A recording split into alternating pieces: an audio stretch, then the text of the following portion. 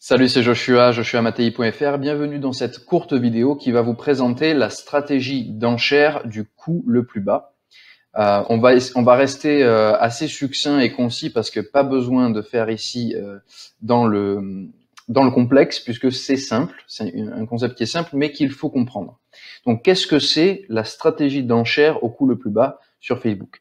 C'est une stratégie d'enchère qui n'est disponible qu'une fois l'option optimisation du budget de la campagne activée. Donc c'est quelque chose qui est aussi surnommé le CBO, le CBO ou l'OBC si on veut à la française. Et une fois que cette option est activée, vous avez un choix à faire entre plusieurs stratégies d'enchère, dont le coût le plus bas.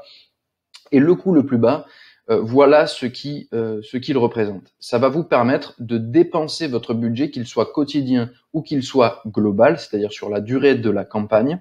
Quoi qu'il arrive, vous allez dépenser ce budget et l'algorithme de Facebook, le machine learning, va s'efforcer, en dépensant ce budget comme priorité, de trouver les résultats les plus nombreux et donc les moins chers possibles.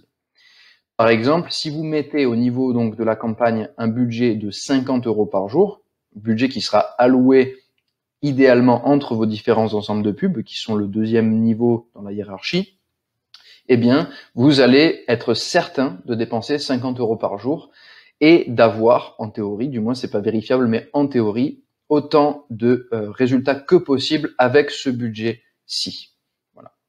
Donc, quand est-ce qu'on va utiliser le coût le plus bas?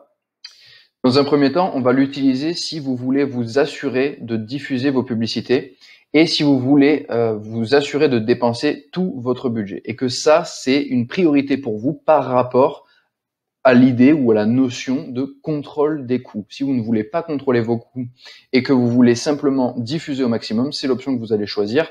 Et deuxièmement, ces deux idées-là sont cumulables, hein, c'est un et ou.